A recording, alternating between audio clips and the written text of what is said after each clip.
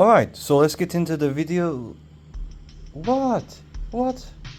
Okay, let's go get you something to eat. Yo, Tara! Tara! Yeah? Can you take over real quick? I gotta go feed the goober. Yeah, sure. I'm coming.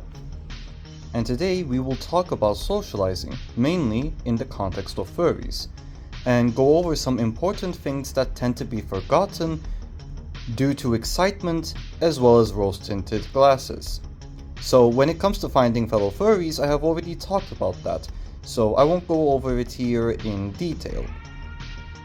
You can find those videos that I just mentioned on my furry content playlist. A lot of people join the furry fandom hoping that it will help solve their social problems or save them from all the pain in their lives in a general sense. And then they're crushed when it doesn't happen. Let's talk about why this happens and how you can avoid this. Number 1, you need to understand that the furry fandom is not your salvation. The furry fandom does have a great emotional draw. The furry community is welcoming, creative, and often more accepting than mainstream spaces have a tendency to be.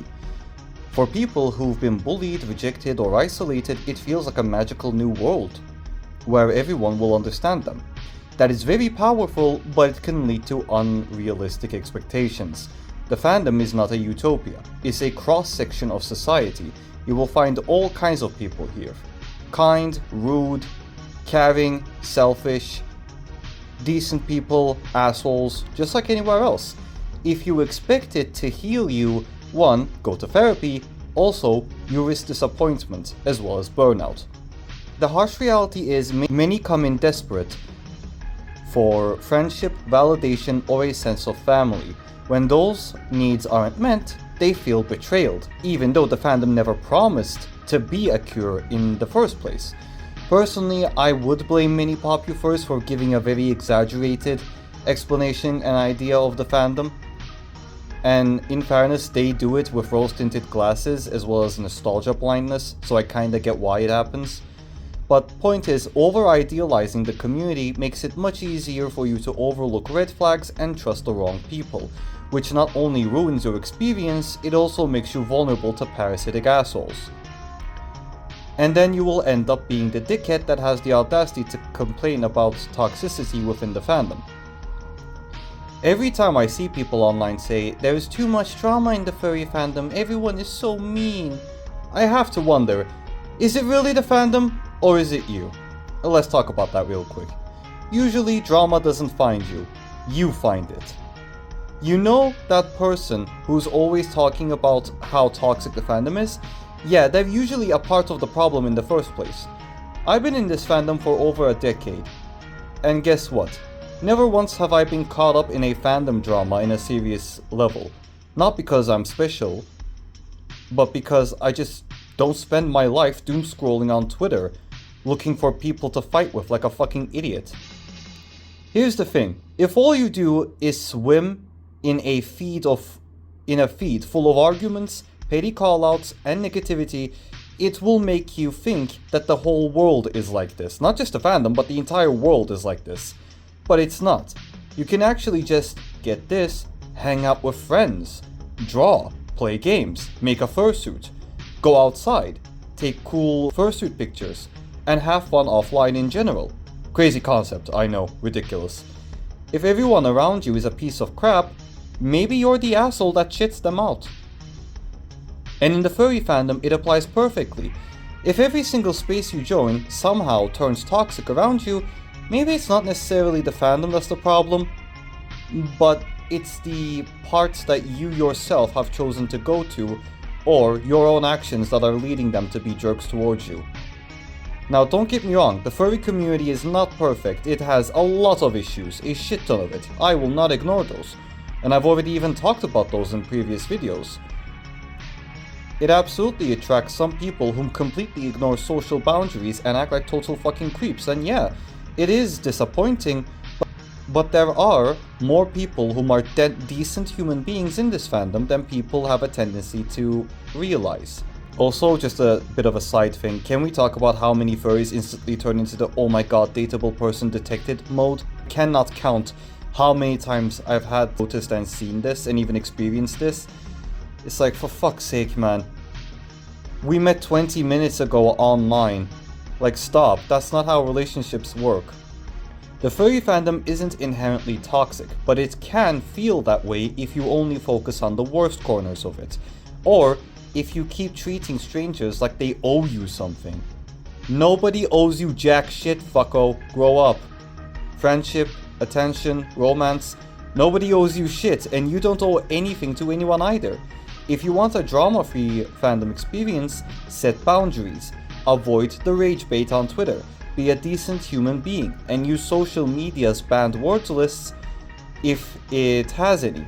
Also, get the fuck off of Twitter. It's honestly that fucking simple. Now, let's be real. There are legit problems here in the fandom. Again, I've talked about this before in previous videos. People who are completely ignorant towards social boundaries and think it's fine to be a total creep and make others uncomfortable is okay, like, that's annoying. Breaking news, making people uncomfortable is not quirky and cute, it's annoying and gross. Fuck off. And the oh my god, you're dateable crowd. Oh my god, I'm so sick of this fucking crowd. Oh hi, nice to meet you. Oh my god, we should get married and adopt 3 corgis. I'm sorry, what the fuck? We've been talking for 20 minutes online. You fucking... Furries. Dear fellow furries, not every guy you meet is going to be your next boyfriend. Or not every woman you meet is going to be your next girlfriend. Sometimes they're just here to draw and or vibe. Calm down. Now, let's get to having a healthy furry fandom mindset that will not only allow you to keep enjoying the fandom, but also allow you to enjoy it for pretty much indefinitely. The furry fandom isn't some magical bubble where everyone is kind and perfect.